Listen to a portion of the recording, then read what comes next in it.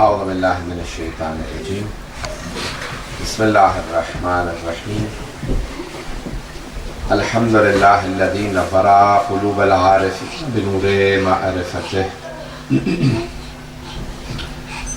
واثبت فؤاد انبیائہ واولیائہ بقصص الانبیاء والمرسلین واکمل ایمان المسلمین والمؤمنین بولایت علی امیر المؤمنین علیہ السلام. اللہم صل علی محمد وآل محمد. والصلاة والسلام والتحیۃ والاکرام علی افضل الموجودات العبد المؤید والرسول المسدد المصطفى الامجد المحمود الاحمد اعنی ابا القاسم محمد. اللهم صل على محمد وآل محمد وعلى روحه ونفسه وسهره ووصيه سید الاتقیاء والاصفیاء مولا الموالی امام المتقین علی بن ابی طالب. اللهم صل علی محمد وآل محمد وعلى اوصیائه لا سیما بقیت اللہ فی الارضین روحی وارواح العالمین لتراب مقدمه الفدا واللعنة الدائمة على أعدائهم أجمعين من الآن إلى قيام يوم الدين. أما بعد فقد قال الله الحكيم في كتابه الكريم بسم الله الرحمن الرحيم فما خلقت الإنس والجن إلا ليعبدون صدق الله العلي العظيم. صلوات. اللهم صل على محمد وآل محمد وعجل فرجهم. ایک سورہ فاتحہ کی درخواست ہے حاضرین کے تمام محرومین کے لیے، خصوصاً بانیان مجالس تصور حسین صاحب کے تمام محرومین کے لیے، رانا اقبال اعظم کے تمام محرومین کے لیے، اور کامران نقوی صاحب کے تمام محرومین. الفاتحہ. بسم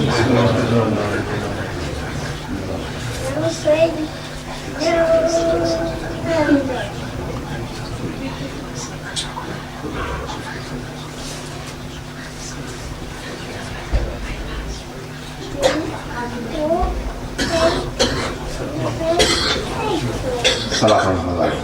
اللهم صل علی محمد وآل محمد. میرا آپ در تمام برادران کے درمیان پہلا اتفاق ہے. مجھے اندازہ نہیں کہ آپ لوگ کتنی دیر مجلس سننے کے عادی ہیں، اور انگلش میں آپ لوگوں کے لیے زیادہ مناسب ہے یا دونوں میں یا اردو میں، صرف اردو میں یا انگلش اردو میں؟ I'll start off with English for a few minutes, and if you're comfortable then I'll continue for another probably 5-10 minutes, otherwise then I'll transfer to Urdu. Today, the 15th of Jamad al-Ula, according to some traditions, is the Wiladat of Imam Zainul Abidin alayhi salatu wassalam. Allahumma salli ala Muhammad wa ali Muhammad wa ajil farajah. The Imam whose name is Ali, and he is Ali ibn al-Hussein, Ali the son of Hussein. And we have a proof from the fourth Imam himself that Imam Hussein alayhi salam named all of his sons Ali. When in the court of Yazid himself la'natullahi alayhi asked the fourth Imam, who are you? I thought we killed all men. He said, Ana Ali ibn al-Hussein, I am Ali son of Hussein. He said, but I thought Ali ibn Hussein was killed in Karbala. He said, that was my brother Ali Akbar. Then he said, there are heads of all men, but there is a head of a child. He said, that is my other brother Ali Asghar. He said, did your father not find another name? Why did he name all of his sons Ali? He said, my father used to say, even if I had 100 sons, I would name all of them Ali.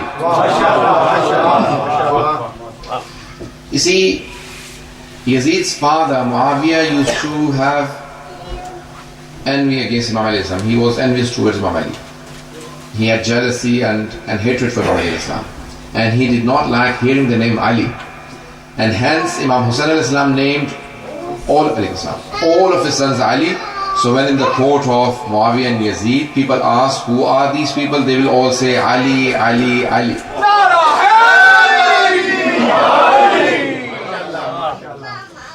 So today we are celebrating the wiladat of Imam Zainul Abidin alayhi salam, or Ali ibn Hussain.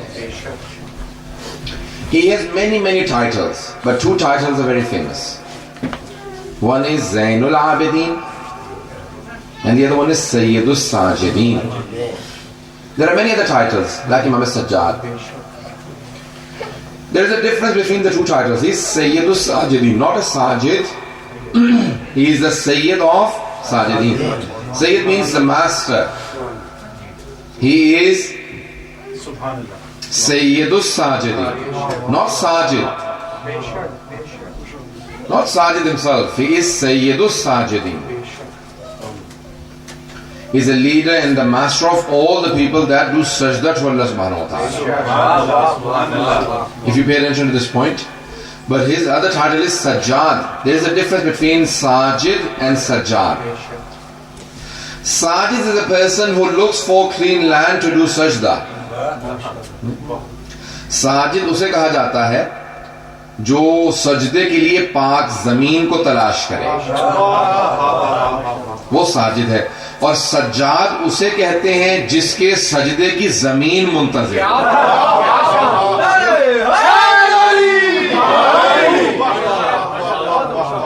And Sajjad is the one for whom the earth waits for his sajda. And on the day of judgment the earth will boast that Sajjad prostrated upon me. وہ زمین فخر کرے گی روز قیامت کہ مجھ پہ سجاد نے سجدہ کیا.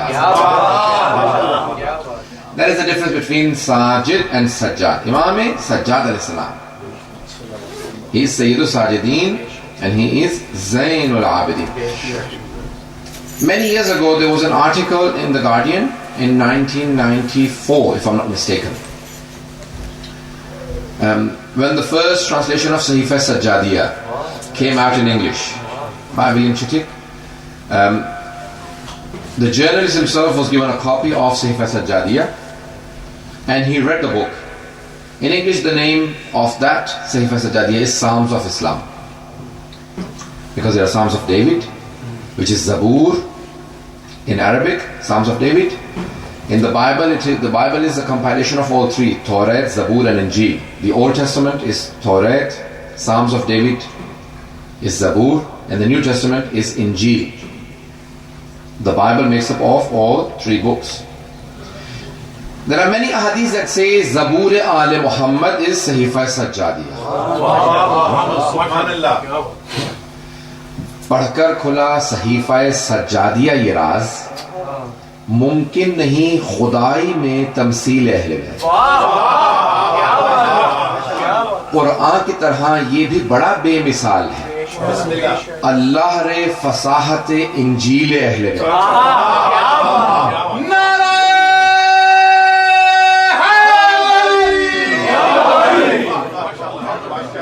I will not translate that into English due to the time constraint, but this Sahifa Sajjadiyah is known to be Zabur Al Muhammad.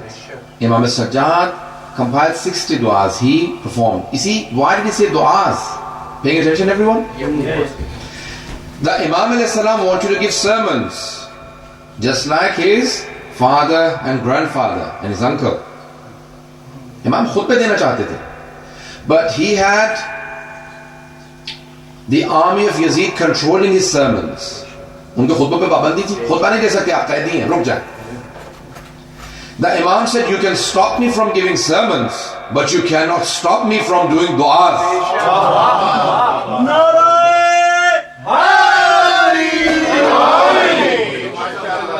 Okay? So they could not stop him from making du'as. And in those du'as, he was delivering all the messages. In the du'a, he was delivering the message. So he would start with the praise of Allah subhanahu wa ta'ala, and then the Holy Prophet and Ahlul Bayt alayhi salam. Now, This translation that I was telling you about, William Chittick's translation, in early mid-90s, 94, a journalist picked it up and he said, I was given a gift from someone and I read through the Psalms of Islam. He said, once I read through it, I could not believe that a person amongst Muslims, not today, 14 centuries ago, has conveyed such du'as that even today if you ask any Christian to write about God, could not perform anything like it. He said, I was more amazed when I found out that this person did not sit down and write them. You see, they say that when you want to write something, I write books. I've published 4. And after traveling, it takes me a month to get back into the writing mode. You know, journey traveling does not go hand in hand together with writing. They say in philosophy, you need a space between heaven and the earth to write something. Peace and quiet. You need time all by yourself to write something. Pay attention. You're hearing it from the writer himself. This person said, I was more amazed when I heard that this person, Imam Sadat al-Islam, did not sit down and write those du'as. He was a prisoner of battle. And while in the streets, he said, while in the streets being lashed by the people, he had the ability and the capacity to say such du'as. قید سلاسل میں ہوتے ہوئے تازیانوں کے سائے میں کسی ایک ایسے شخص کا دماغ اتنا کام کرتا تھا کہ حالات اس کے اعصاب پہ، اس کے نروز پہ اثر انداز نہیں ہو رہے تھے. وہ دعائیں ایسی مانگ رہا تھا کہ جیسے خدا سے مستقیم بات کر رہا.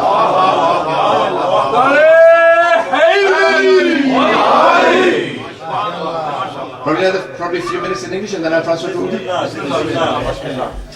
He said, I was more amazed when I found out that 14 centuries ago this person did not sit down and perform these du'as. He was imprisoned. Look at the words of the Imam al-Islam. You see, if he was one of us that was imprisoned, we would be complaining to Allah subhanahu wa ta'ala. میں کیوں زندان میں آ گیا؟ پروردگار تو نے مجھے jail میں کیوں ڈال دیا؟ اللہ نے تو جیل میں نہیں ڈالا، لیکن ہم لوگ ڈائریکٹ خدا سے لڑیں گے. خدا نہ خاصہ کوئی اگر پریشانی بیماری ہوتی، مجھے اللہ تو نے کیوں بیمار کر دیا؟ اللہ نے بیمار نہیں کیا. میری ہی گاڑی کی چوری ہوئی ہے، اللہ کہاں تھا؟ یعنی اللہ سب چیزیں چھوڑ کے اس کی گاڑی کی گارڈ بن گیا. ایسا ہوتا نا، ہم لوگ ایسی باتیں کر جاتے ہیں. بات کر جب انسان پریشانی میں ہوتا نا، یہ نہیں سوچتا میں کس سے لڑ رہا ہوں. بات انسان خدا سے لڑ پڑتا ہے. پتہ نہیں توجہ ہے یا نہیں؟ You know, we many times don't realize what we say to God because we are upset.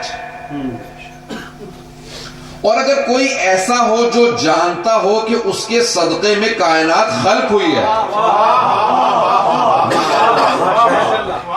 کوئی ہم جیسا گنہگار آدمی نہ ہو بلکہ امام معصوم ہو،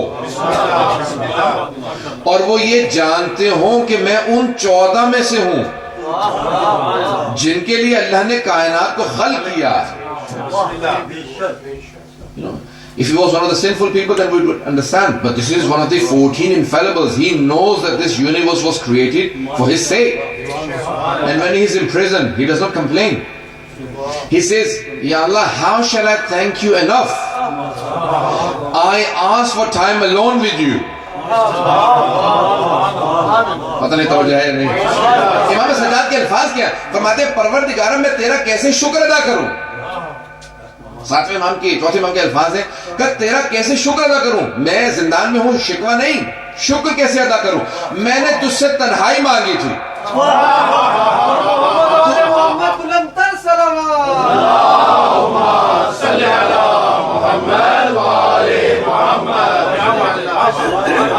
فرماتے ہیں پروردگارہ تیرا شکر کیسے ادا کروں. میں نے تنہائی مانگی تھی، تو نے ایسی تنہائی دی ہے کہ نہ سوائے تیرے کوئی اور ہے، نہ سوائے میرے کوئی اور.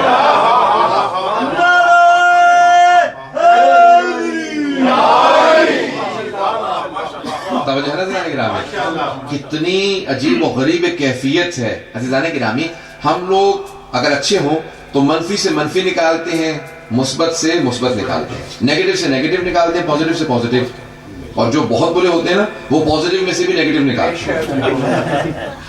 ایسا ہوتا ہے یا نہیں ہوتا؟ صرف کیڑے نکالنے کی حوصلوں کی عادت ہوتی ہے, ہمیشہ ہر چیز میں سے کیڑے نکالیں گے عزیزان گرامی, لیکن نیگیٹو میں سے پازیٹو نکالنا یہ امام معصوم کا کام ہے کہ جتنی منفی چیزیں اس میں سے بھی پازیٹو نکالنا. یہ نہیں کہتے کہ پروردگار زندان ہے, کھانے کو نہیں ہے, یہاں لائٹ نہیں ہے, میں کھڑا نہیں ہو سکتا, تیری نماز کے لیے رکوع سجود قیام تینوں چیزیں لازم ہیں, میں قیام نہیں کر سکتا. امام کا قد لمبا تھا, زندان کی ہائٹ کم تھی, امام سیدھے نہیں کھڑے ہو سکتے تھے, لیکن کہا پروردگارا مجھے کوئی شکوہ نہیں ہے کیونکہ جتنا اس عبادت میں لذت لے رہا ہوں. عبادت میں لذت, پتہ نہیں میں بات پہنچا رہا ہوں. عبادت میں لذت. دیکھیں ہمیں کھانے پینے میں لذت ہوتی ہے, دنیا کو دیکھنے میں آنکھوں سے لذت ہوتی ہے, یہ کیسا پہاڑ ہے, یہ کیسا دریا ہے, یہ کیسی جھیل ہے, یہ کیسی روڈ جا رہی ہے, کیسا انسان اچھے سینری دیکھتا ہے تو انسان کی آنکھوں کو لذت محسوس ہوتی ہے. اولاد کو دیکھتا ہے لذت محسوس ہوتی ہے. میں چھٹے امام سے پوچھا نا کہ مولا دنیا کی سب سے بڑی لذت کیا چیز ہے؟ کہا انسان کا اگر بیٹا ہو, آنکھوں کے سامنے جوان ہو اور آنکھوں کے سامنے چلتا پھرتا رہے, سب سے بڑی لذت اسی کا نام ہے. کہ مولا دنیا کی سب سے بڑی مصیبت کیا ہے؟ کہ جب وہی جوان بیٹے آنکھوں کے سامنے مر جائے. تو امام نے کہا سب سے بڑی مصیبت ہے. اب کیسے جملے کو میں نے پیش کر دیا کیونکہ امام کی حدیث تھی. عزیزان گرامی, چوتھے امام اسلام فرماتے ہیں کہ عبادتوں میں بھی لذت ہے. پتہ نہیں میں پہنچا پا رہا ہوں یا نہیں, تھوڑا سا غور کیجیے گا. عزیزان گرامی, ہمیں لذت زبان سے کسی ایسی سے گفتگو کرنے میں محسوس ہوتی ہے جس سے انسان محبت کرتا ہو, چاہتا ہو. اولاد سے انسان چاہتا بات کرتا ہے. ایسا ہوتا ہے نہیں جس کو آپ بہت عقیدت سے ملتے ہو, بہت محبت سے ملتے ہو, اس کا مقام رتبہ بہت زیادہ ہے. جب گفتگو کرتے تو کیا چاہتے ہیں؟ میری کمپنی ان کے ساتھ بیٹھے ہوئے جتنی لمبی ہوتی چلی جائے, جتنی گفتگو کروں. ایسا ہوتا ہی نہیں. عزیزان گرامی, چوتھے امام علیہ السلام تصور دیتے ہیں, کہتے ہیں پروردگارا یہ وہ مناجات ہیں جس میں مناجات کرنے والے کو تجھ سے بات کرنے میں لذت محسوس ہوتی. خوشنودی محمد والے محمد بلند صلوات. اللہم صلی علی محمد والے محمد. عزیزان گرامی, دعا کا تصور سمجھ میں آتا ہے, لیکن جو امیر المؤمنین نے اور امام سجاد نے مناجات کا تصور دیا. دعا کسے کہتے ہیں؟ پکارنے کو, to call upon someone. دعا یعنی to call, پکارنا. مولانا نے کیا تصور دیا؟ کہا نہیں, دعا کی ضرورت نہیں ہے, مناجات کرو. مناجات ہے نجوہ سے سرگوشی کرنا, وسپر کرنا. کہا دیکھو خدا کو پکارتے کیوں ہو, وہ دور کا بھیجو پکارو. مناجات کرو, بہت قریب. اللہ اکبر. لیکن عبادت کا ایک نیا تصور دے رہے ہیں. میں نے جو قرآن کی آیت کہا کی نا کہ وما خلقت الانس والجن الا لیعبدون, میں نے جنوں اور انسانوں کو خلق ہی نہیں کیا. جن والانس الا وما خلقت الجن والانس الا لیعبدون, میں نے جنوں اور انسانوں کو خلق ہی نہیں کیا سوائے ایسے کہ میری عبادت کریں. عزیزان گرامی, اب بہت سے لوگ سمجھتے ہیں کہ نماز عبادت ہے, روزہ عبادت ہے, حج عبادت ہے, خمس و زکوٰۃ عبادت ہیں, لیکن یہی عبادت نہیں ہے. صرف یہی عبادت نہیں ہے. جب پوچھا امام حسن مجتبیٰ سے یا چھٹے امام سے پوچھا, آپ نے فرمایا, کہا کہ دیکھو جناب ابو ذر غفاری کی کان اکثر عبادت ابی ذر التفکر فی اعلیٰ اللہ. جناب ابو ذر غفاری کی سب سے زیادہ عبادت اللہ کی نشانیوں میں سوچنا تھا. اس کی نشانیوں میں سوچنا, فکر کرنا, یہ بہت بڑی عبادت ہے. انسان سوچ کے خدا سے قریب ہو جائے. التفکر یعنی تفکر الساعۃ افضل من عبادت 70 سنہ. 1 گھنٹے سوچنا 70 سال کی عبادت سے افضل ہے. میں ایک مثال دے دوں آپ کو. جناب حر 1 رات سوچا,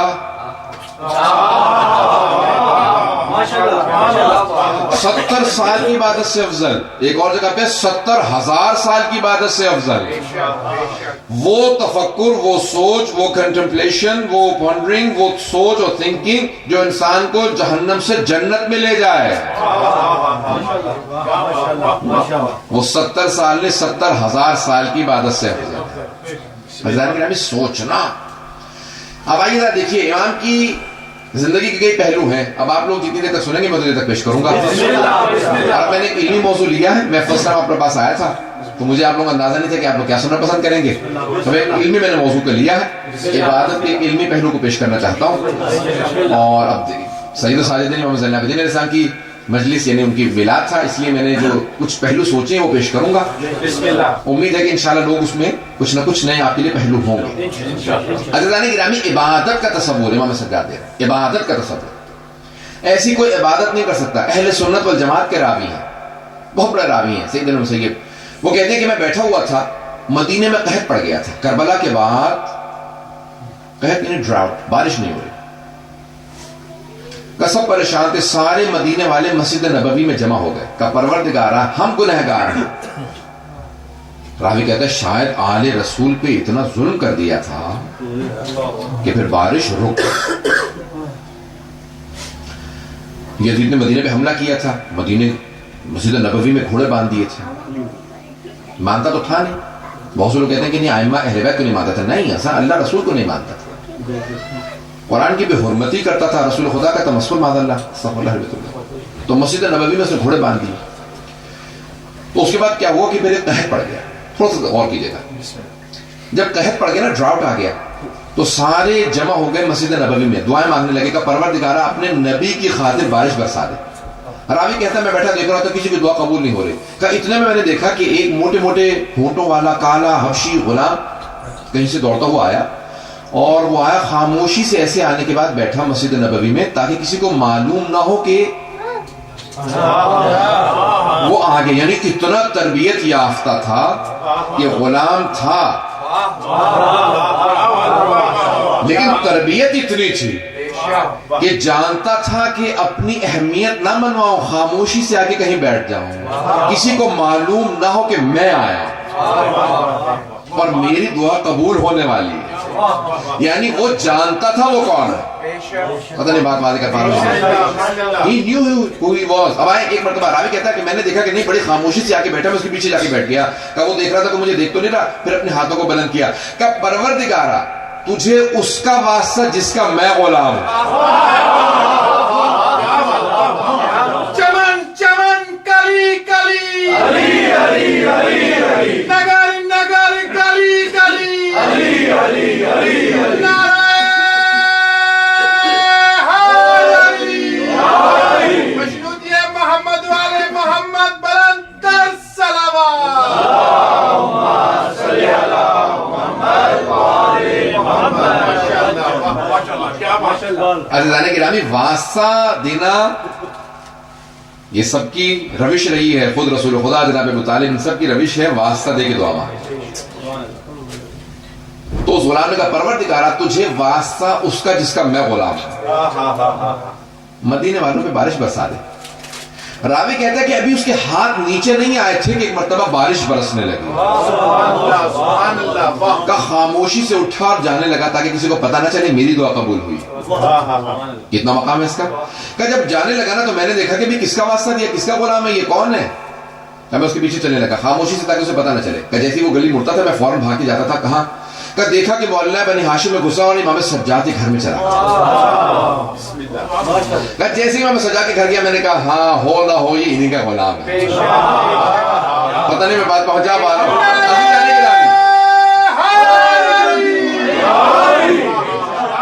عزیزان گرامی، جس کے غلام ایسے ہوں ان کا اپنا مقام کیا ہوگا. یہ امام سجاد علیہ السلام تھی. کہ اس دن تو بارش تھی، میں چلا گیا. سید المسیب اس دن میں چلا گیا. راوی کہتا میں چلا گیا لیکن چند دنوں بعد واپس آیا. امام سجاد کے دروازے پہ دستک دی. کہ فرزند رسول اگر کچھ مانگو عطا کیجئے گا. کہ جو مانگو کہ عطا کروں گا. کہ مولا آپ کا غلام چاہیے. مولانا کا سب غلاموں کو بلاؤ. تاریخ میں سب سے زیادہ غلام خرید کے آزاد امیر المومنین نے کیے. 1000 سے زیادہ غلام آزاد کیے. رسول خدا نے اول اسلام سے کہا غلام آزاد کرنا سب سے بڑا کام ہے، ثواب کا کام. کتنے گناہوں کا کفارہ غلام آزاد کرنا. اسلام میں پہلے دن سے کہا غلاموں کو آزاد کرو، غلام مت بناؤ. غلام خرید کے آزاد کرتے رہو. لوگوں کو آزاد کرنے کا تصور دیا، غلام بنانے کا نہیں. پتہ نہیں بات پہنچا پا رہا ہوں. امیر المومنین نے 1000 سے زیادہ غلام خرید کے آزاد کیے. تاریخ میں سب سے زیادہ غلام امیر المومنین نے. اور اس کے بعد تاریخ میں سب سے زیادہ جو غلام آزاد کیے امام سجاد علیہ السلام. سب سے زیادہ کیا کرتے تھے امام سجاد؟ امام سجاد یہ کام کرتے تھے کہ کثرت سے غلام خریدتے تھے.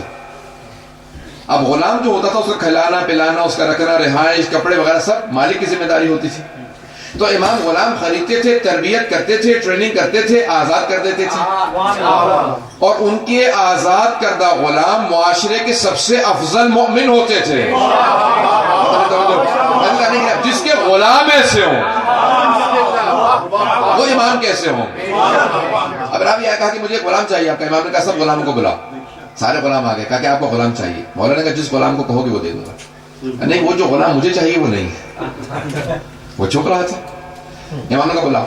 وہ آئے، کہ یہی غلام چاہیے. امام نے کہا ٹھیک ہے لے جائے.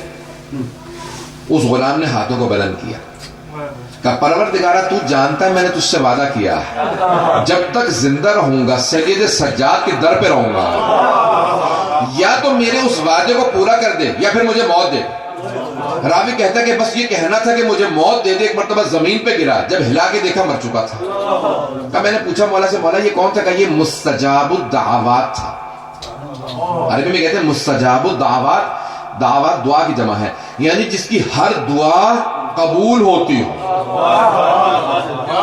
نہیں پہنچا پایا. مستجاب جس کی ہر دعا مستجاب ہوتی ہو.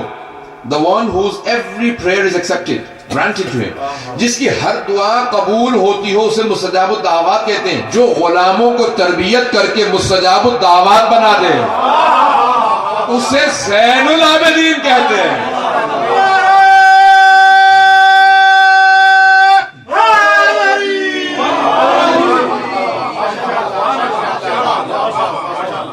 مجھے آپ کے حسن سماعت کو دیکھتے ہوئے بہت خوشی بھی ہو رہی ہے اور تعجب بھی ہو رہا ہے کہ اتنے دور استاد جگہ پہ اور اتنے پیارے انداز سے سن رہے ہیں. بہت محبت، بڑے پیارے انداز سے سن رہے ہیں آپ لوگ. اور مجھے پڑھتے ہوئے محسوس ہو رہا ہے کہ بہرحال علمی موضوع کو لے کے چلا، لیکن سب لوگ ساتھ ساتھ.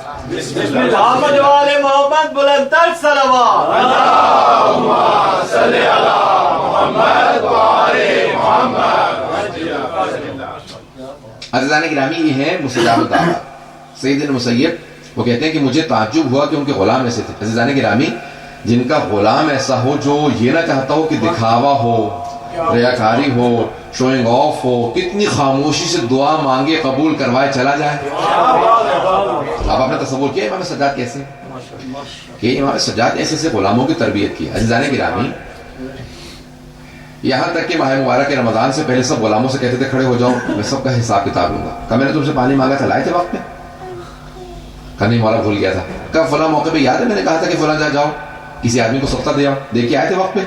نہیں مولا بھول گیا تھا. میری تربیت کر رہے ہیں نا، غلاموں کی تربیت کر رہے ہیں. سارے غلاموں کو کھڑا کرنے کے بعد سب کو ان کی غلطیاں گنوائیں کہ آپ سب کے سب کہو کہ سید سجاد آپ ہم پہ کرم کیجئے خدا آپ پہ کرم کرے گا.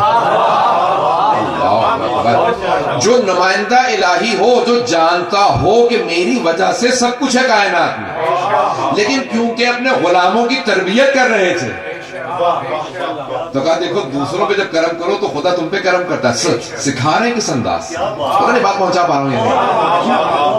ان کو تربیت کرتے ہوئے کہتے ہیں کہ دیکھو یہ کہو کہ پروردگار اگر معاف بھی کر رہے ہو نا، کہ پروردگار میں نے تیرے ایک بندے کو معاف کیا تو مجھے معاف کر دے. انداز امام علیہ السلام کا. آئیں ذرا کچھ دعاؤں کے نمونے پیش کرنا چاہتا ہوں، کچھ چند مثالیں آپ کے سامنے پیش کر دوں. عزیزان گرامی اب امام علیہ السلام پہ پابندیاں تھیں. دعا صرف مانگ سکتے تھے، خطبے نہیں دے سکتے تھے. تو امام نے کیا کیا، دعاؤں کے ذریعے سے وہ باتیں پہنچائی ہیں کہ آج 21st سینچری کے اندر لوگ وہ باتیں سمجھ رہے ہیں. 20th سینچری کے اندر جانے کے بعد ایک بات 70s میں 1970s میں تقریباً 40 ایئرز بیک ایک سائنسدانوں نے ایک ایکسپیریمنٹ کیا کہ بھئی سمندر بہت گہرے ہیں, اوشنز آر ویری ڈیپ.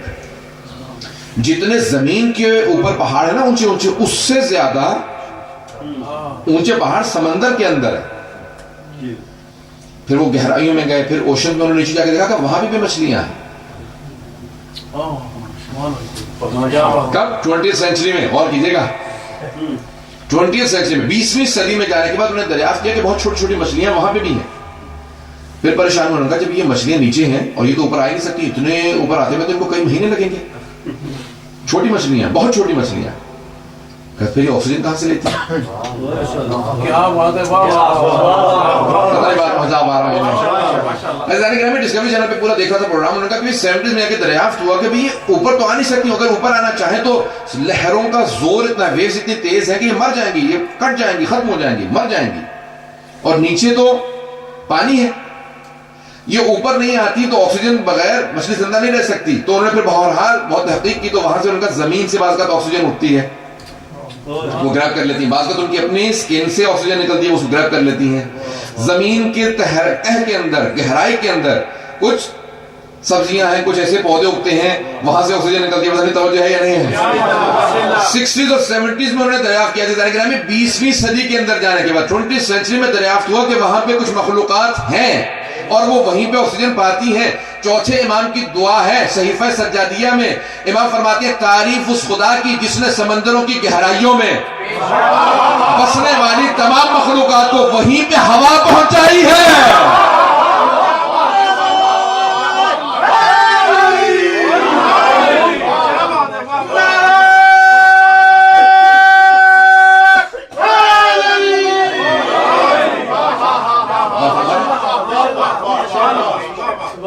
تعریف اس خدا کی جس نے سمندروں کی گہرائیوں میں ان تمام مخلوقات کو جو سمندر کی سطح پہ نہیں آ سکتی وہاں پہ آکسیجن پہنچائی. عزیزان گرامی, میں 2002, 3, 4 میں نے مسلسل کیلیفورنیا میں 4-5 سال ماہ رمضان 30 دن پڑھتا تھا. ماہ رمضان میں ہر رات لیکچر ہوتا تھا, تو اس میں مختلف کمیونٹیز کے لوگ ہوتے تھے, عراقی, ایرانی, پاکستانی, انڈین, سب کے سب جو ہماری پوری ڈیوائڈڈ کمیونٹی وہاں پہ تھی. انگلش میں لیکچر ہوتا تھا. میں مجلس پڑھ رہا تھا تو ایک سائنٹسٹ سے وہاں پہ, اس نے مجھ سے کہا, عراقی سائنٹسٹ نے کہا, مولانا یہ جو دعا آپ نے پڑھی ہے کہ تعریف اس خدا کی, چوتھے امام علیہ السلام کی دعا ہے صحیفہ سجادیہ میں, تعریف اس خدا کی, praise be to the Lord who knows the weight of the light, پتہ نہیں توجہ, جو نور کے وزن کو بھی جانتا ہے اور ظلمت کے یعنی تاریکی کے وزن کو بھی جانتا ہے, who knows the weight of light and darkness. تاکہ باقاعدہ امریکہ کے اندر ایک آلہ ہے, جیسے ٹول اسکیل ہے, جس کے اوپر نور کے وزن کو, لائٹ کے وزن کو ماپا جا سکتا ہے, معلوم کیا جا سکتا ہے. لیکن ابھی تک امریکنز بھی دریافت نہیں کر سکے کہ ڈارکنس کے وزن کو کیسے ماپا جائے. عزیزان گرامی, معصوم اسے کہا جاتا ہے جو 1400 سال پہلے جو بات کہہ جائے 1400 سال بعد سائنس ترقی کرنے کے بعد دریافت کرے. جب انوینشنز ہوں تب جا کے معلوم ہو سائنس پیچھے ہے, امام بہت آگے. خوشنودی محمد والے محمد بلندر صلوات.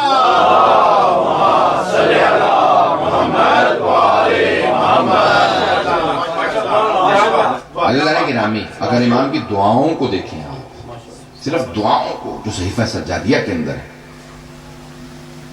کہ ان دعاؤں سے امام نے کیا کیا پیغام پہنچایا. آج دنیا دم بخود ہے. ایک خاتون سے کہنے لگی, بہت بڑی خاتون تھی, کہا کہ میرے 7 بچے ہیں اور میں بیوہ ہو چکی ہوں, بچوں کی بات آپس میں لڑائی ہوتی ہے, مجھ سے بحث کرتے ہیں. تو کہا بہت زیادہ پریشان ہو جاتی ہوں, ایک مرتبہ کمرہ بند کرتی ہوں اور جا کے امام سجاد کی دعا ہے کہ جب اولاد کی طرف سے پریشان ہو تو اس دعا کو پڑھ لو. کہا بچوں کو نہیں بتاتی, فوراً جاتی ہوں, وضو کرتی ہوں, دروازہ بند کرتی ہوں, فوراً اس دعا کو پڑھنے لگتی ہوں. جب باہر آتی ہوں سب بچے کہتے ہیں آپ اندر جا کے جادو کرتی ہیں, کیا کرتی ہیں؟ یہ ہمارے دماغ سب کے ٹھنڈے ہو جاتے ہیں. امام نے کہا کہ جادو سے بالاتر ایک چیز ہمارے پاس ہے, میجک کی ضرورت ہی نہیں ہے, ہمارے پاس دعا جیسا اسلحہ موجود ہے. علیکم بالصلاۃ الانبیاء, رسول اللہ کی حدیث ہے نا, keep the weapons of the prophets and the messengers. They said, Ya Rasulullah, what is that weapon? He said, dua. Dua, that is the weapon of all the messengers and prophets. Imam Sajjad al-Islam کی دعا انسان کو بے انتہا مقرب بنا دیتی ہے. عزیزان گرامی یہ دعائیں ان کی عادت ڈالیے. عزیزان گرامی انسان جب دعا مانگتا ہے نا تو دیکھیں دعا ایک فلسفہ ہے کیسا اس کا پیش کرنا چاہتا ہوں. انسان مانگتا اس سے ہے جس کو معلوم نہ ہو کہ میری ضرورت کیا ہے. مانگتا تو انسان اسی سے ہے نا جس کو معلوم نہ ہو کہ میری ضرورت کیا ہے. یہ ضرورت ہے وہ مت دیجیے یہ دیجیے. یہ کہے کہ نہیں جو دیا ہے نا میں بتاتا ہوں مجھے زیادہ ضرورت کس چیز کی ہے. مجھے جو آپ دے رہے ہیں اس کی ضرورت نہیں ہے اس چیز کی ضرورت ہے. جو انسان کی ضرورت کو صحیح نہ سمجھتا ہو انسان اس سے مانگتا ہے. آیا یہ دونوں چیزیں خدا پہ سوچنا جائز ہے؟ نہیں. خدا جانتا ہے کہ ہمارے لیے بہتر کیا ہے. خدا جانتا ہے ہماری ضرورت کیا ہے. اس کے باوجود بھی اس نے خود سے کہہ دیا ادعونی استجب لکم مانگو تو صحیح میں عطا کروں گا. اب جب اس نے خود سے کہہ دیا مانگو میں عطا کرنے والا ہوں تو عزیزان گرامی امام سجاد نے کہا دیکھو مانگنے کا طریقہ میں بتاؤں گا. مولا کیسے مانگے گا؟ اللہم صلی علی محمد وعلی محمد. اس سے دعا کو شروع کرنا. اب دیکھیں معصوم کیا فرماتے ہیں چوتھے امام کے الفاظ کو دیکھیے دعائے مکارم الاخلاق اور مقامات پہ امام فرماتے ہیں جب دعا مانگنے لگو تو شروع کرو محمد وعلی محمد پہ درود سے اور اس کو ختم کرو محمد وعلی محمد پہ درود سے. صلاۃ علی محمد وعلی محمد.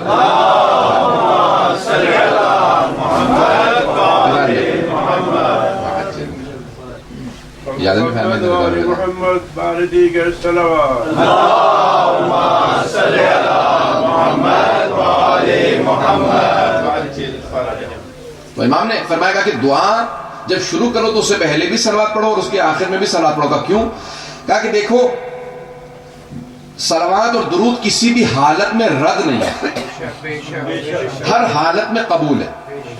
دلیل کیا ہے کہ ان اللہ وملائکتہ یصلون علی النبی یا ایھا الذین آمنوا صلوا علیہ وسلموا تسلیما. اللہم صلی علی محمد وعلی محمد. کہ خدا اور اس کے ملائکہ رسول خدا پر درود بھیجتے ہیں. عزیزان گرامی جس عبادت میں خود خدا شریک ہو وہ دعا کبھی رد نہیں ہو سکتی. تو معصوم نے فرمایا کہا کہ دعا سے پہلے اور دعا کے بعد میں درود پڑھنا دعا رد نہیں ہوگی. کیوں؟ اگر ابتدا قبول ہے انتہا قبول ہے تو درمیانی شے کو رد نہیں کیا جائے. اب امام نے طریقہ سمجھایا ہے دعا مانگنے کا. تو صحیفہ سجادیہ بہترین امام علیہ الصلوۃ والسلام نے ایک ہدیہ دیا اپنے تمام شیعوں کے لیے. اللہ نے گرامی انسان کو دعا مانگنے کا اگر طریقہ سیکھنا ہے تو امام سجاد علیہ السلام. قرآن میں ہے کہ دیکھیں انسان دعا نہ مانگنا تکبر کی علامت ہے. ہو بھی تو کہو پروردگار مانگ. کیوں؟ کیونکہ جو انسان سمجھتا ہے میں بہت کچھ ہوں تو وہ مانگنا نہیں چاہتا. کہ خدا سے دعا مانگو انسان کے تکبر کو توڑ دیتی ہے. دعا انسان کے تکبر کو توڑتی. عزیزان گرامی آئیے ذرا امام سجاد علیہ السلام کی زندگی کے دو پہلوؤں کو اور پیش کروں گا. دو واقعات پیش کرنا چاہتا ہوں نوجوانوں کی خاطر بچوں کی خاطر تاکہ ان کی بھی توجہ میرے ساتھ رہے. میں نے ایک علمی موضوع لیا. عزیزان گرامی اب ایک میں نے آپ کے سامنے زاویہ پیش کیا ہے کہ زین العابدین ہے اور دوسرے ہیں سید الساجدین. اگر اس لقب کو بھی پیش کر دوں توجہ ہے مجھے کی سننا چاہیں گے تھوڑی دیر اور. عزیزان گرامی سید الساجدین ہے امام. کیسے سید الساجدین ہے؟ امام گھنٹوں سجدے کرتے تھے. For hours long he was in sajda. 2 hours, 3 hours long. And many times he would, he had that he would clean his forehead. امام کی پیشانی پہ نشان بن جاتا تھا. سجدوں کے بہت گہرے نشان تھے. امام کو باقاعدہ اس کو کاٹتے تھے. اتنے باقاعدہ امام کے نشان تھے پیشانی. عزیزان گرامی امام کی پیشانی سجدوں کے نشان سے بھری ہوئی تھی. جو دیکھتا تھا کہتا تھا یہی سید الساجدین. توجہ کیجیے گا ایک بہت طولانی سجدے میں ہے امام علیہ السلام اور امام کے بیٹے ہیں پانچویں امام علیہ السلام. کہ اچانک پانچویں امام علیہ السلام کے متعلق پورے مدینے والے کہنے لگے ارے محمد باقر کنویں میں گر گئے. He dropped into a well. یا ففتھ امام علیہ السلام کہا پانچویں امام. وہ پانچویں امام نہیں کہہ رہے تھے نام لے رہے تھے. میں صرف احتراماً تاکہ بار بار نام لوں تو پھر صلاۃ پڑھنی پڑتی ہے. اللہ گرامی پانچویں امام کنویں میں گر گئے. ایک مرتبہ شور ہونے لگا. سب کے سب جب شور کرنے لگے پانچویں امام کے متعلق کہ بچہ کنویں میں گر گیا بچہ کنویں میں گر. 2-3 برس کے 4 برس بہت چھوٹے سے. اب بس امام کی والدہ نے، امام باقر کی والدہ نے، امام زین العابدین کی زوجہ نے، جن کا نام فاطمہ بنت حسن ہے، امام حسن مصطفیٰ کی بیٹی ہے. بسم اللہ. اللہم صلی علی محمد وعلی محمد. سارا مجمع غور سے سننے کا اس جملے کو. عزیزان گرامی، امام کی بیٹی ہیں، امام کی پوتی ہیں، امام کی بھتیجی ہیں، امام کی بہو ہیں، امام کی زوجہ ہیں، امام کی ماں ہیں، امام کی دادی ہیں، اور طرف سے امامت میں ہے. لیکن آخر ماں ہے. بس کان میں آواز جانی تھی میرا بیٹا کنویں میں گر کے رونے لگی، تڑپ کے رونے لگی، اور روتی ہوئی فوراً چوتھے امام کے پاس آئیں. کہے میرے سرتاج ہے، میرے آقا ہے، میرے مولا، ہمارا بچہ کنویں میں گر گیا. اور امام کون ہے؟ امام ہے سید الساجدین. عزیزان گرامی، الصلاۃ معراج المؤمن، نماز مومن کی معراج ہے. معراج یہاں نہیں ہوتی، وہاں ہوتی ہے. توجہ توجہ توجہ.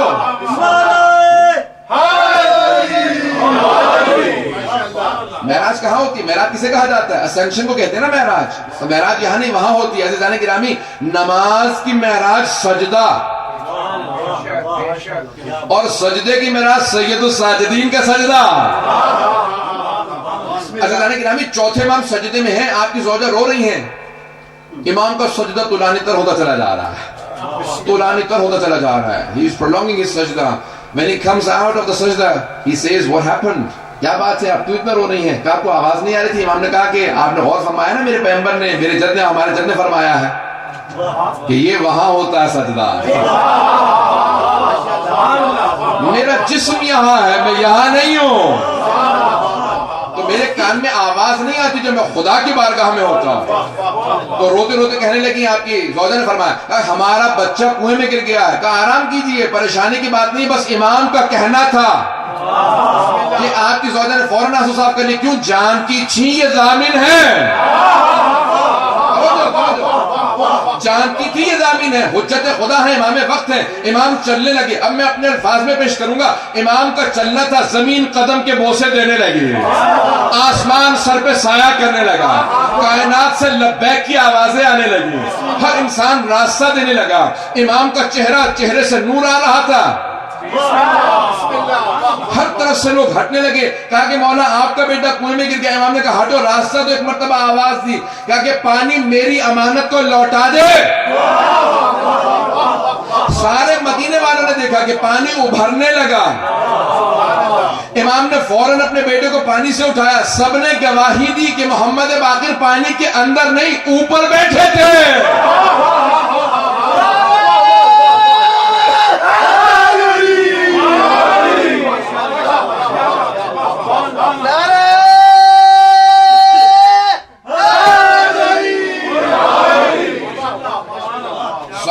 پانی کے اندر نہیں ہے بلکہ پانی کے اوپر بیٹھے کھیل رہے ہیں. کہ اتنی دیر گزر گئی، نہ جانے 2 گھنٹے، 1.5 گھنٹہ، 3 گھنٹے، کتنا عرصہ گزر گیا، یہ بچہ پانی کے اندر کیسے نہیں گیا؟ امام نے اٹھایا، چلنے لگے. امام نے کہا یہ حجت خدا ہے. ایک مرتبہ ایک آدمی نے آواز دی، کہا مولا اتنی دیر سے آپ کا بچہ پانی میں تھا، پریشان نہیں ہوئے؟ کہا نہیں، میں خدا کی عبادت میں تھا. کہ آپ کو یہ پریشانی نہیں تھی کہ آپ کا بیٹا ڈوب جائے گا؟ کہ جب میں نے اس کی عبادت میں خیانت نہیں کی، وہ میری امانت میں کیسے خیانت کر سکتا؟ صبح کے ساتھ دل بولا، علی مولا، علی مولا، میرا مولا، میرا مولا، علی مولا، علی مولا، نبی بولا وسیع میرا، علی مولا، علی مولا.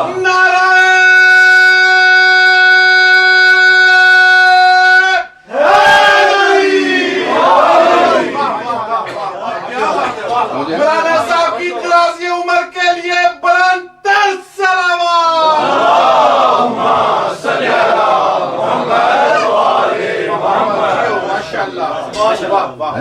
امام نے فرمایا کہ جب میں نے اس کی عبادت میں خیانت نہیں، تو وہ پھر میری امانت میں کیسے خیانت کر سکتا؟ یہ میری امانت ہے.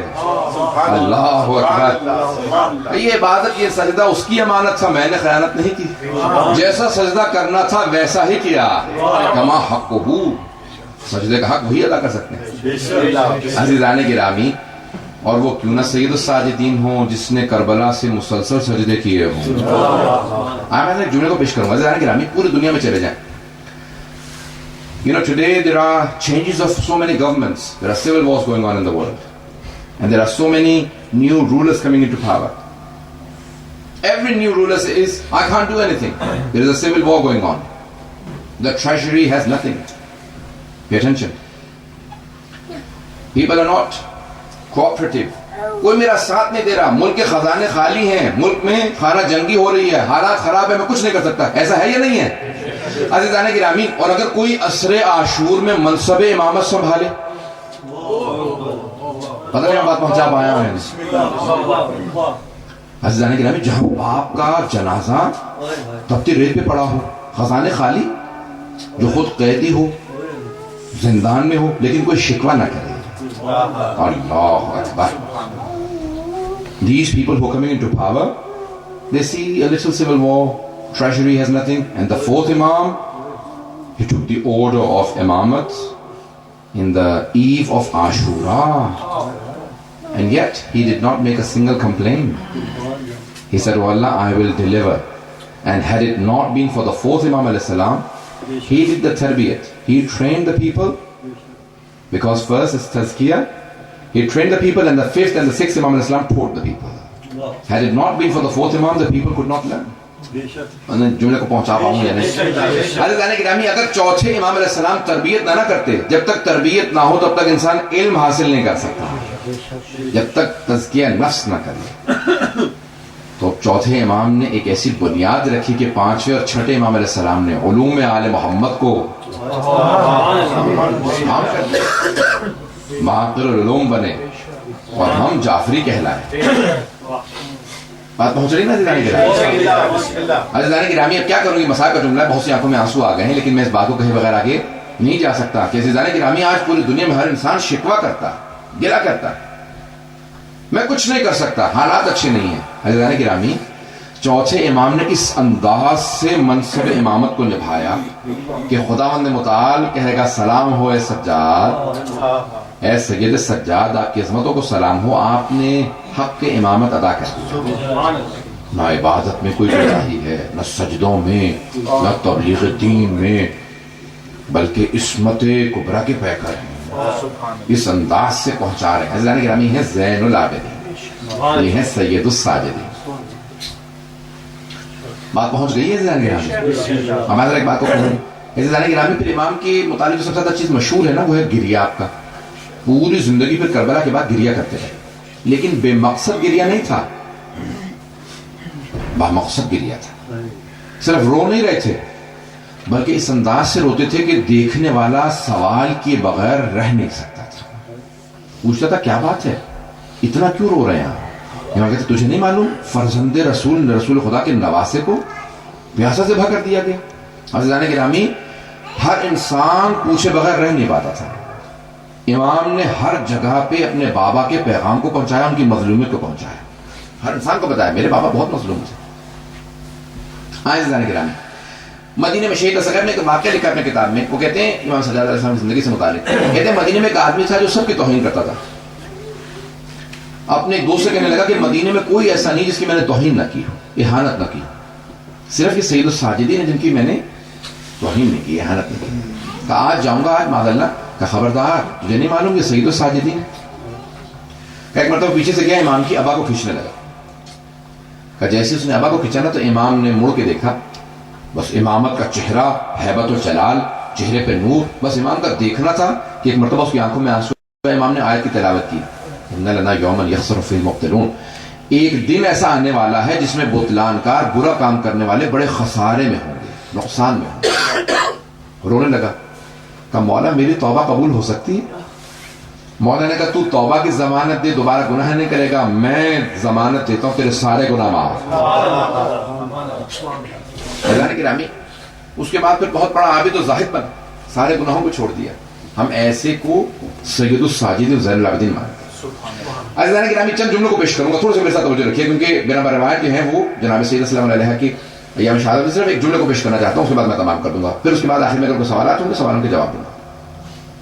عزیزان گرامی پوری زندگی گریا کرتے رہے. جو سوال کرتا تھا نا کہ کیا بات ہے مولا آپ کیوں گریا کر رہے ہیں، تو امام فوراً جواب دیتے تھے قتل ابن رسول اللہ عطشان، فرزند رسول کو، نواز رسول کو پیاسا ذبح کر دیا گیا. یہاں تک کہ پھر پوری زندگی جب اپنے بابا کے سر کو دیکھا نا امام نے، پھر پوری زندگی کبھی بھی جو سر کا گوشت تھا وہ نہیں کھایا، پھر پوری زندگی سر کا گوشت نہیں کھایا. کسی بکرے کو بھی دیکھتے تھے فوراً تڑپ کے رونے لگتے تھے. یہاں تک کہ مدینے میں بات پھیل گئی تھی کہ جب امام سجاد گھر سے نکلتے ہیں تو سارے جو قصابی تھے، قصابی جتنے بچر تھے، وہ اپنے پشتوں پہ، اپنے جانوروں پہ کپڑا ڈال دیتے تھے، چھپا دیتے تھے کہیں چوتھے امام کی نگاہ نہ پڑ جائے. جب بھی دیکھتے تھے گوشت کو تڑپ کے رونے لگتے تھے. یہاں تک کہ ایک قصائی مرتبہ مشغول تھا، کام کر رہا تھا، نہیں رک سکا، تو امام گزرتے ہوئے اچانک رکے اور رونے لگے. کہا میں کچھ سوال کرنا چاہتا ہوں. کہا بولا مجھے معافی ادا کیجیے گا، معاف کر دیجیے گا، میں بھول گیا تھا آپ کے آنے کا وقت ہو گیا. امام نے کہا کہ میں کچھ سوال کروں، جواب دے گا؟ کہا فرمائیے. میرا پہلا سوال یہ ہے، جب تو اس جانور کو ذبح کرنے لگا تھا تو نے اسے پانی پلا دیا تھا؟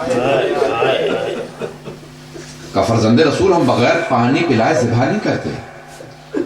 امام رونے لگے. پھر امام نے دوسرا سوال کیا، کہا جب تو اس کو ذبح کرنے لگا تھا تو نے خنجر کو تیز کر لیا تھا؟ کہا مولا ہم پہلے خنجر تیز کرتے ہیں پھر بعد میں ذبح کرتے ہیں. امام نے کہا میرا تیسرا سوال، جب تو اسے ذبح کرنے لگا تھا کوئی دوسرا جانور دیکھ تو نہیں رہا تھا؟ کہا نہیں ہم چھپا کے ذبح کرتے ہیں. پھر امام نے فوراً کربلا کا رخ کیا اور تڑپ کے رونے لگے. کہا بابا وہ جو کربلا میں آئے تھے وہ کیسے مسلمان تھے؟ بابا نہ انہوں نے آپ کو پانی پلایا، نہ خنجر کو تیز کیا، میری پھپھی کھڑی دیکھ رہی تھی، میری پھپھی سے چھپایا نہیں بابا. حیرانی گرامی، میں امام سجاد علیہ السلام کی کیونکہ زندگی سب سے زیادہ گھریا کرنے والے امام، اس لیے میں نے چند جملے پیش کیے. آئیں ذرا بھی آنکھوں میں جب آنسو ہوتے ہیں نا تو دعا رد نہیں ہوتی. جب آنکھ میں آنسو ہو تو دعا قبول ہوتی ہے. سب ہاتھوں کو بلند کیجئے گا، میں دعا کرواؤں گا. پروردگارہ ہم سب کو 12ویں امام کا ظہور دیکھنا نصیب فرما. پروردگارہ جہاں جہاں مومنین بسے ہوئے ان کے سب کی جان، مال، عزت، آبرو کی حفاظت فرما. عراق کے حالات خراب ہیں، بحرین کے، شام کے، پاکستان کے سب مومنین کی حفاظت فرما. پروردگارہ جہاں جہاں شین حیدر کرار ہیں سب کی جان، مال، عزت، آبرو کی حفاظت فرما. ہمارے مقامات مقدسہ کی حفاظت فرما. پروردگارہ نجف و کربلا کی، کاظمین کی، سامرہ کی، بلد کی اور شام کے تمام روضوں کی حفاظت فرما. پروردگارہ حکومت اسلامی کی حفاظت فرما. اور پروردگارہ جتنے بھی ہمارے مومنین جہاں جہاں بسے ہیں سب کی حفاظت فرما. جو مومنین یہاں موجود ہیں سب کی دعائیں مستجاب فرما. کسی کو خالی ہاتھ نہ لوٹا. پروردگارہ ایک واسطہ پیش کریں گے. پروردگارہ امام سجاد علیہ السلام ہم لوگ عبادت کرتے ہیں نا تو اس کے لیے بھی جانماز بچھا لیتے ہیں، اس کے لیے بھی صدقہ رکھتے ہیں، اس کے لیے ہم کوشش کرتے ہیں کہ ہمارے لیے کوئی آرام دہ جگہ ہو. اور اگر کوئی کربلا سے شام کے راستوں میں کانٹوں پہ سجدے کرتا رہا ہو، اس امام السلام کی عظمتوں کو سلام. و پروردگارہ امام سجاد کے پاؤں میں لگے کانٹوں کا واسطہ ہماری ان گنہگار آنکھوں کو امام زمانہ کی زیارت نصیب فرما. پروردگارہ جنت البقیع تعمیر ہوتا دیکھنا نصیب فرما. جتنے مومنین مریض ہیں پروردگارہ ایک واسطہ دوں گا، بیماروں کے لیے ایک واسطہ دوں گا. میں ایک آپ سے سوال کروں، آپ نے کبھی دیکھا کہ کسی بیمار کو لوگ بستر سے گرا دیتے ہوں؟ شام غریبہ میں امام سجاد کو بستر سے گرا دیا گیا تھا. پروردگارہ شام غریبہ کے اس بیمار کا واسطہ جس کو بستر سے گرا دیا گیا تھا، ہمارے جتنے مومنین مریض ہیں سب کو شفاء کاملہ عنایت فرما.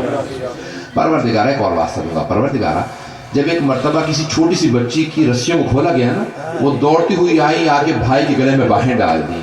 جیسے امام سجاد علیہ السلام گلے میں باہیں ڈالی نا تو امام تڑپ کے رونے لگے. کہا آہ، کہا بھیا کیا بات ہے؟ کہا بہن میری زنجیریں دھوپ میں بیٹھ کے گرم ہو جاتی ہیں، جب کوئی ہلاتا ہے نا تو میری کھال ان سے اترنے لگتی ہے. ابھی تم گلے ملی نا تو میری کھال سے یہ زنجیریں لگ گئیں. اتنے میں پانی ملا بچی کو. جیسے بیوی کو پانی ملا نا، بیوی نے سارا پانی مولا کے زنجیروں پہ ڈال دیا. جیسی زنجیروں پہ پانی ڈالا، امام سجاد نے پوچھا بہن کیا کر رہی ہو؟ کہا بھیا آپ ہی نے تو کہا تھا میری زنجیریں گرم ہیں، میں آپ کی زنجیروں کو ٹھنڈا کر رہی ہوں. پروردگارہ واسطہ اس لہجے کا جب ایک بہن بھائی کی زنجیروں کو ٹھنڈا کر رہی تھی، تمام ماؤں کے کلیجوں کو ٹھنڈا فرما. کسی ماں کو اولاد کا غم نہ دے، خصوصاً بحرین کے اندر اور مقامات پہ ماؤں کو اولاد کا غم نہ دے. پروردگارہ ایک آخری واسطہ دوں گا. پروردگارہ جب چوتھے امام اسلام نے اپنے پاؤں سامنے بچھا رکھے تھے نا تو ایک بچے نے پوچھا کہ بھیا کیا بات ہے، آپ نے پاؤں کیوں پھیلا رکھے ہیں؟ کہا میرے پاؤں میں کانٹے لگ گئے، ہاتھوں میں زنجیریں، میں پاؤں سے کانٹے نہیں نکال سکتا۔ تو ایک بچی نے کہا بھیا میں آپ کے پاؤں سے کانٹے نکال دیتی ہوں۔ اس بچی نے سارے کانٹے چننا شروع کیے۔ مولا سے پوچھا مولا کس بات سے رو رہے ہیں؟ کہا میرے ہاتھ زنجیروں میں ہیں، میری بہن کے پاؤں کے کانٹے کوئی نکالنے والا نہیں۔ جس کو دوسروں کا اتنا احساس ہو وہ حجت خدا ہے، پروردگار ہے۔ امام مظلوم کی، امام سجاد علیہ السلام کی مظلومیت کا واسطہ جتنے بھی دنیا کے اندر جہاں جہاں پہ لوگ ہیں سب کو اہل بیت علیہ السلام سے آشنا فرما، سب کو دین اہل بیت علیہ السلام کی ماننے کی توفیق عنایت فرما، دشمنان اہل بیت کو نصف و نابود فرما، داعش کو، طالبان کو غارت فرما، پروردگار سے مملکت کو ترقی عنایت فرما، خدمت کرنے والے کو توفیق اضافہ فرما، ہم سب کو پروردگارہ اخلاص کے ساتھ، خلوص نیت کے ساتھ ان کی خدمت کی توفیق عنایت فرما، ہم سب کے مرحومین کی مغفرت فرما، ان کے درجات کو بلند فرما، ان کی قبروں کو منور فرما۔ ربنا تقبل منا انك انت السميع العليم بحق محمد وآله الطيبين الطاهرين المعصومين صلوات۔ ہم اگر سوالات ہوں گے از there any questions and inshallah we'll answer them۔ ہم ختم کرنے والے تھے لیکن اگر سوالات ہیں is there any questions؟ اگر سوالات ہوں گے نماز شب کے متعلق پوچھ رہے ہیں کہ نماز شب میں اکثر میرا روٹین ایسا ہے کہ میں 2-3 بجے تک جاگتا ہوں، کوشش کرتا ہوں فجر وقت میں کہ کیا میں 2-3 بجے سونے سے پہلے نماز شب پڑھ کے سو سکتا ہوں؟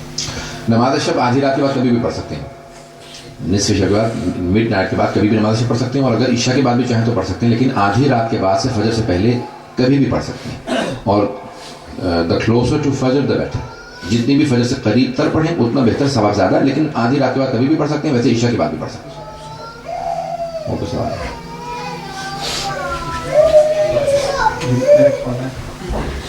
لفظ غصہ، یہ پاک پیغمبر کا فرمانا ہے کہ غصہ حرام ہے، جب ہم معصوم کے لیے غصہ کے لفظ استعمال کر سکتے ہیں جبکہ فعل حرام ہے تو یہ غصہ حرام نہیں ہے، غصہ حرام نہیں ہے، پیغمبر یہ نہیں غصہ حرام ہے۔ غصے میں قابو کھو دینا، انسان کو قابو نہ رہے اپنے آپ، غصہ نہ آنا یعنی غیرت نہ ہونا، یہ بھی ہے، غصہ آنا چاہیے، وَإِلَّا انسان میں غیرت ہی نہیں ہے۔ غیرت کی علامت ہے کہ انسان غصہ آئے گا، لیکن غصے میں بے قابو نہ ہو، کہ اسے یہ معلوم نہ ہو، اس کی زبان قابو میں نہ ہو کہ جو چاہے خدا کے خلاف بول دے، جو چاہے ماں باپ کے خلاف بول دے، جو چاہے کسی کے خلاف بول دے، نہیں، قابو ہونا، غصے میں قابو ہونا ضروری ہے۔ غصہ آنا حرام نہیں ہے، غصے میں قابو نہ ہونا۔ غصے اور جلال میں کیا فرق ہے؟ بہرحال ایک محترم لفظ غصہ جو ہے عموماً استعمال ہوتا ہے کہ جس کے اندر انسان آپے سے باہر ہو جاتا ہے، اور جلال جو ہے وہ انسان کے کمالات میں سے، اور وہ ائمہ علیہ السلام سے مختص ہے کہ جب وہ آتے تھے وہ پورے اپنے قابو کے ساتھ ہوتے تھے، اور وہ ان کا جس طرح سے امیر المومنین علیہ السلام نے فرمایا، سوال کیا گیا کہ یا علی رسول خدا نے پوری زندگی تلوار نہیں اٹھائی، کیوں؟ صرف جنگ حنین میں تلوار چلائی ہے۔ کہا کہ تم نے قرآن نہیں پڑھا؟ قرآن میں ہے کہ وما ارسلناک الا رحمۃ للعالمین، ہم نے آپ کو عالمین کے لیے رحمت بنا کے بھیجا۔ کہ رحمت کا تقاضا یہ ہے کہ تلوار نہ چلائے، لیکن جان کا بچانا واجب ہے، اس لیے جنگ حنین میں صحابہ چھوڑ کے بھاگ گئے تھے اور وہ پیغمبر کو قتل کرنا چاہتے تھے، اس لیے جان بچانے کے لیے پیغمبر نے پھر لوگوں کو مارا، وإلا پیغمبر تلوار نہیں چلاتے، مارتے نہیں تھے۔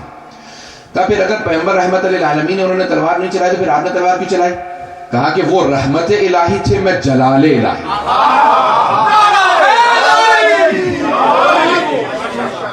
آپ کے سوال کا جواب ہو گیا؟ وہ جلال الہی، غصے میں جلال میں فرق ہے، جلال صرف اللہ کے لیے ہے، معصومین علیہ السلام۔ اور اگر سوال ہوگا تو جواب دیں گے۔ تو آپ نے کہا ہے صاحب کچھ کتابیں لکھی ہیں، وہ کہاں سے مل سکتی ہیں؟ میں لیکن یہ ایسا نہیں، تو میں اگر مجھے پہلے سے تھوڑا سا رہتا تو شاید میں لیتا آتا۔ کتاب التوحید کا انگلش میں ٹرانسلیشن کیا ہے شیخ صدوق کی، 1000 سال پرانی کتاب ہے، ہماری سب سے اہم ترین کتابوں میں سے توحید صدوق، اس کا انگریزی میں ٹرانسلیشن کیا۔ پرنسپلز آف فیتھ انگریزی کے اندر جناب فاطمہ زہرا کی زندگی کے اوپر کتاب کا ترجمہ کیا ہے، لندن میں ہے میرے پاس، انشاءاللہ اگر نیکسٹ ٹائم میں آؤں گا تو میں لیتا ہوں گا، نہیں تو میں پوسٹ کروا دوں گا کسی سے، حاجی سے میرا لگا تھا۔ صحیفہ سجادیہ کا آپ ذرا نام دوبارہ بتا دیں۔ صحیفہ سجادیہ کی کئی ٹرانسلیشن ہیں، there are many translations of Sahifa سجادیہ in English. The first and the most famous translation is by William Chittick. William Chittick کا ترجمہ ہے Psalms of Islam کے نام سے۔ اس کے علاوہ بہت لوگوں نے ترجمہ کیا، کافی ایرانینز اینڈ پاکستان۔ نہیں، میں نے ترجمہ نہیں کیا کیونکہ اس کے آلریڈی 7 یا 8 ٹرانسلیشنز موجود ہیں انگلش میں۔ 5 سے زیادہ ٹرانسلیشن ہیں. تو امریکہ سے بھی کچھ لوگوں نے there are number of translation of sounds of Islam Sahifa Sajjadiya in English, and all of them are good, but William Chittick's is Shakespeare English.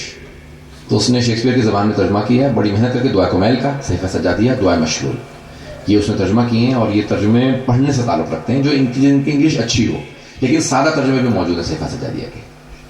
جو لٹریچر سے شوق رکھتے ہیں وہ پھر ولیم چیٹک کا ترجمہ پڑھیں, جن کو لٹریچر کا شوق نہیں ہے وہ سادہ ترجمہ پڑھے کسی وقت. اور اگر کوئی سوال ہے, ایک آخری سوال لے لیں گے. What's my favorite dua?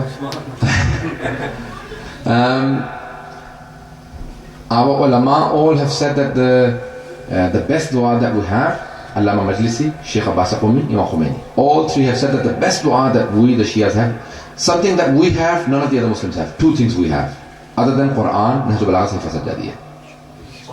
2 things we have that none of the other Muslims have: ziyarat and du'as. زیارتیں اور دعائیں جتنی ہمارے پاس ہیں کسی کے پاس نہیں.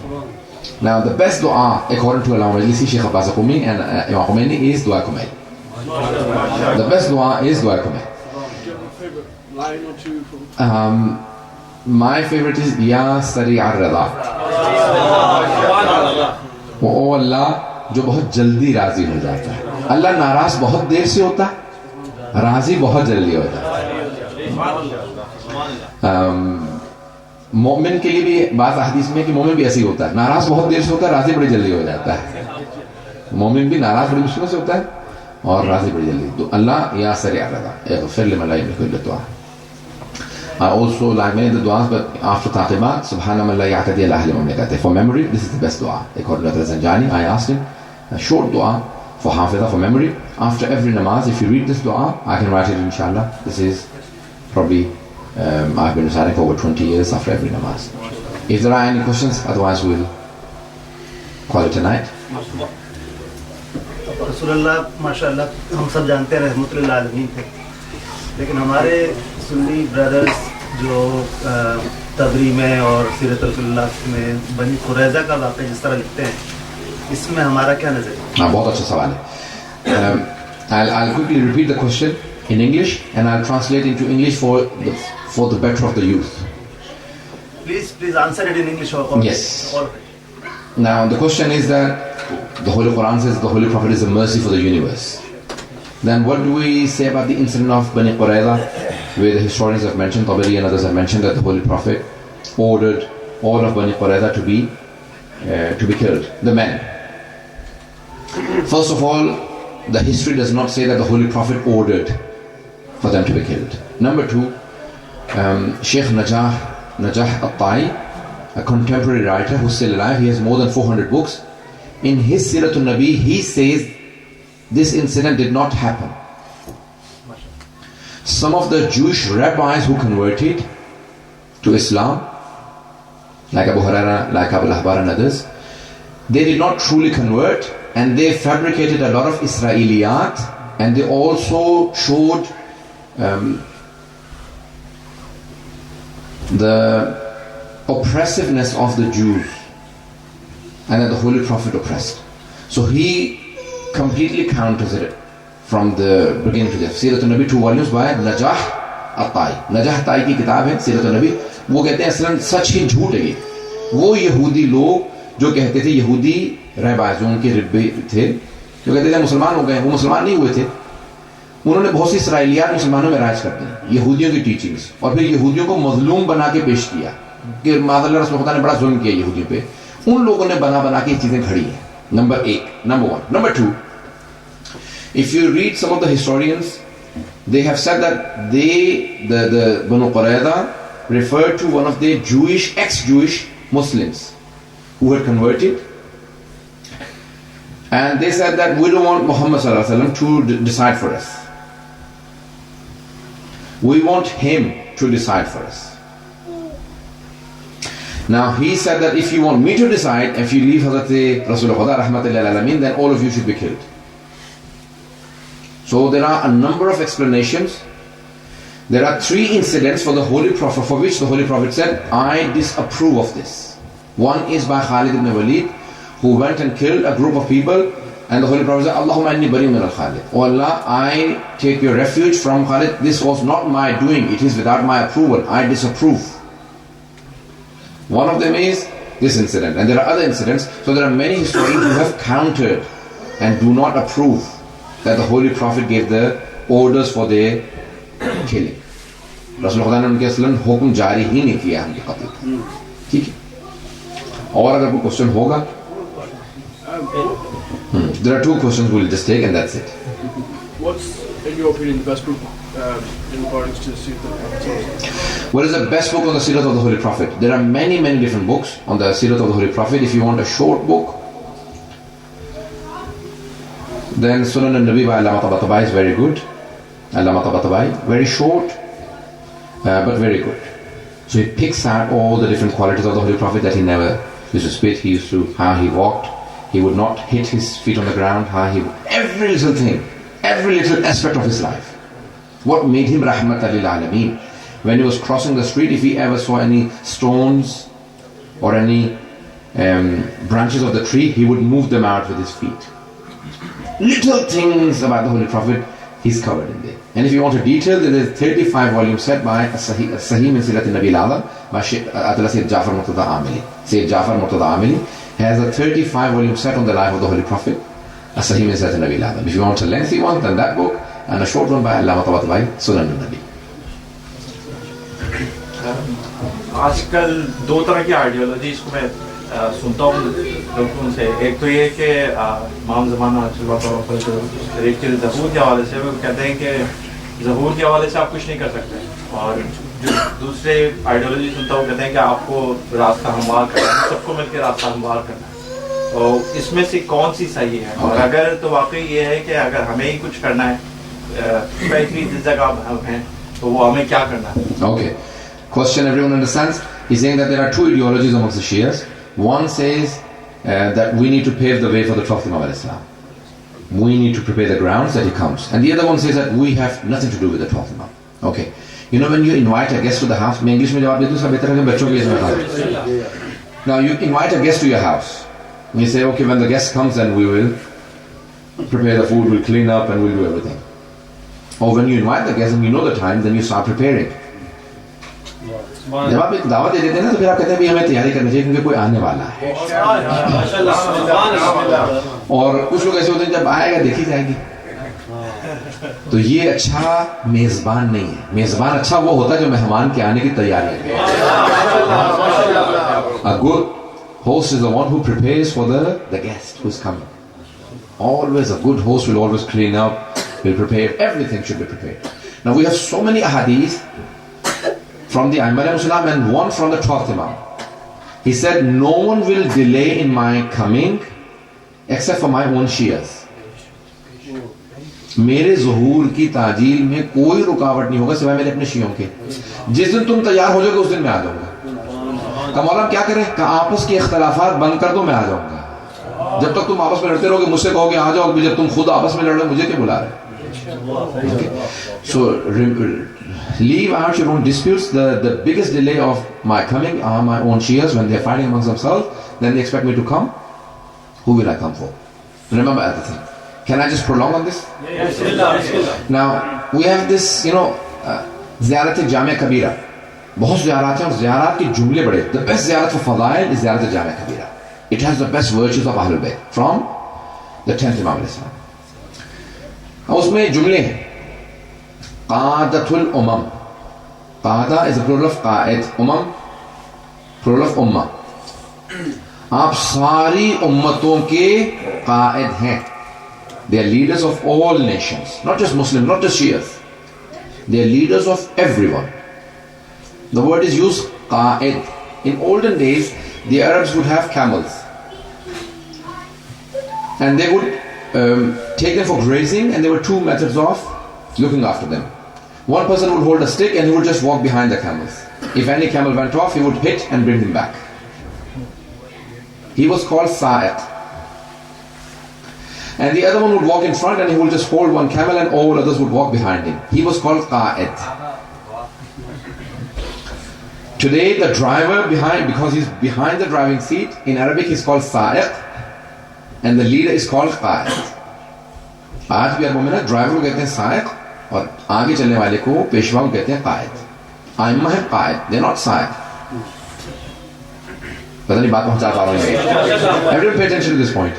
Now they do not come and lead you from behind. क्यों? क्योंकि जो पीछे चलने वाला होता है उसे कहते हैं, उर्दू में कहते हैं हाँकने वाला. हाँकना समझते हैं ना? मार मार के रेवड़ को चलाने वाला, हाँकने वाला. हाँकने वाले बहुत मौजूद हैं. आइम्मा हाँकने के लिए माज़अल्लाह नहीं आएंगे कि मार मार के चलाएं. वो हाथ में लाठी लेके हाँकने वाले दुनिया में सारे मौजूद हैं. आइम्मा है क़यादत के लिए, लेकिन क़यादत की एक शर्त है. There is a condition. You know, the one who walks in the front, he holds one camel, all the other camels follow. You know why? Because they're all trained. उन सब की तरबियत हुई भी होती है. उन सब को पता होता है कि हमें इसको एक को फॉलो करना है क्योंकि आगे कायद जा रहा है. हम जब क़यादत के लिए तैयार हो जाएंगे तो इमाम आ जाएंगे. तो हमें तैयार करना है जमीन. या इमाम अल मुंतज़र. ये आवाज भी तो वैसी आनी चाहिए ना जैसे आपके अंदर है. या इमाम अल मुंतज़र.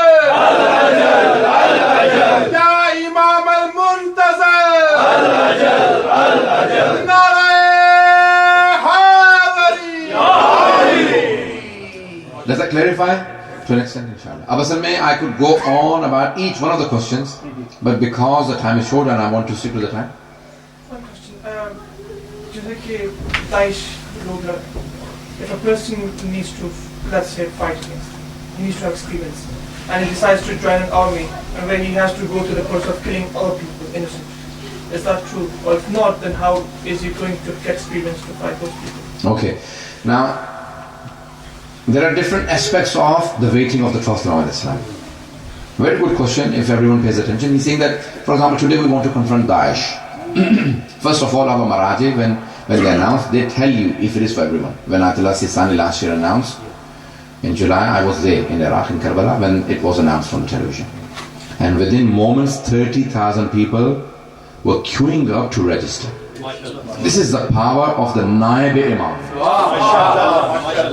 हमारी निगाहों के अंदर इमाम मासूम के पाँव के कदमों की खाक भी नहीं है. उनके कहने पे हम इतनी कुर्बानियां देने के लिए तैयार हैं. तो इमाम मासूम के लिए कितना तैयार होना चाहिए थे? Okay, 30,000 people, and within the next 1 week, over 100,000 people have come out to register. Now, a few 100,000 people came. Now, people started buying tickets in London and said that, we all want to go to Iraq. And Ayatollah Sistani straight away announced that it is not for the people who are outside. Now, number one, the Imam al-Islam's army, there are alhamdulillah many Muslim countries, many Shia countries, many people with training. So, he will have an army and there will be enough of those. Number two, he would need people in all walks of life. We are all in the army of the Imam al-Islam, one in IT, one in engineering.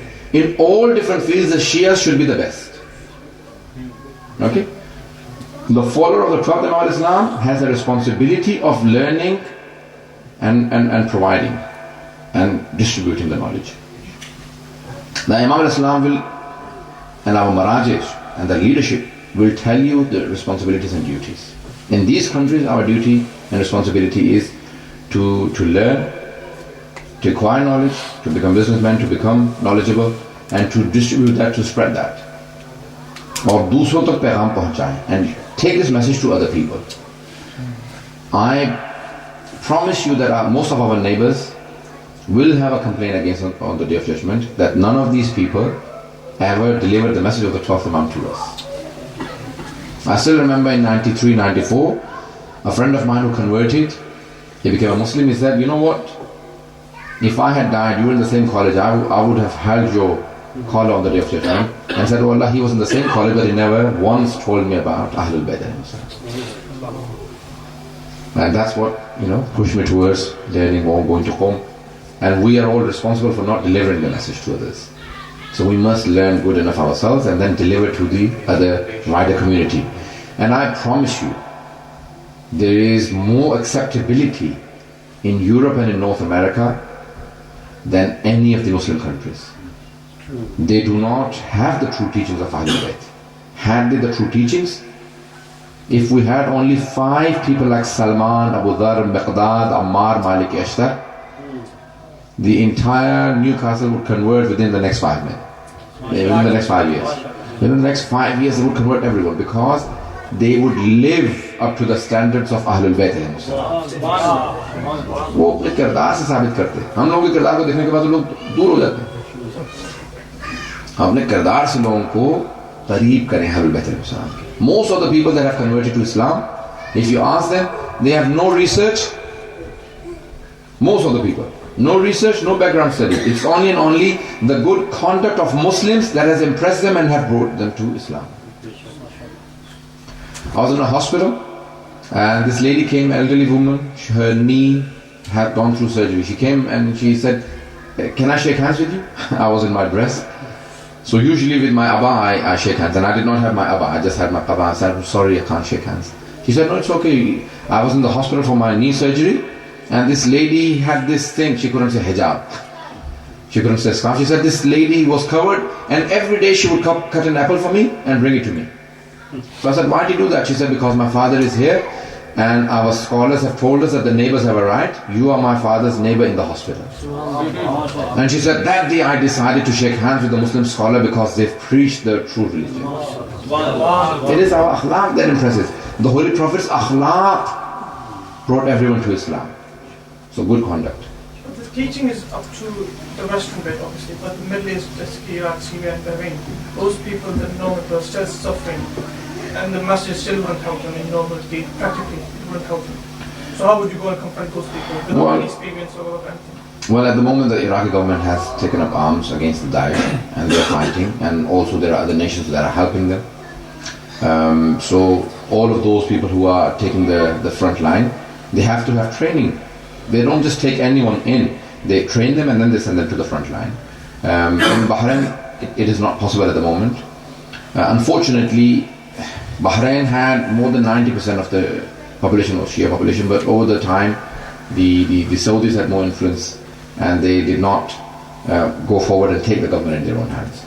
And now they're oppressing. Wherever there are Shias in government, Shias in power, they would not oppress. Everyone has the right to practice their own religion. Even non-Muslims have the full right. Go to Iran, you'll have Jews and Christians and Zoroastrians practicing their own religion. Not only just Sunnis who are allowed to have a side. But whenever the extremist groups come into power, they always suffocate all other peoples, including Shias. So it's not just Shias suffering, it's others as well suffering. So obviously there are responsibilities and duties, and obviously it will take time before Bahrain comes out of the mode it is in. It will take another probably 4 or 5 years minimum, if things carry on as they are. If there is a massive change in the Saudi regime or in America, then it may happen earlier. But before, with the present situation in Saudi Arabia, I don't think there will be a change in Bahrain very quickly. We don't want to politicize things too much. Okay. Okay. سب مل کے دعائیں مانا زمانہ پڑھیں گے. بسم اللہ الرحمن الرحیم.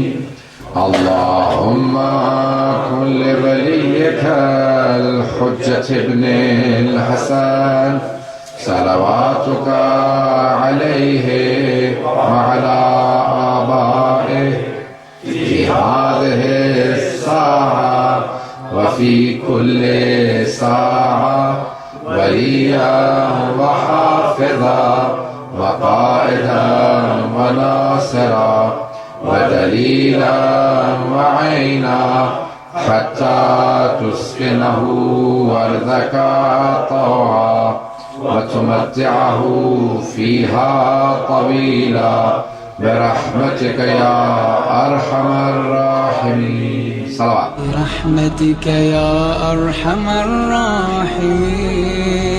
وصلى الله على محمد وآله الطاهرين.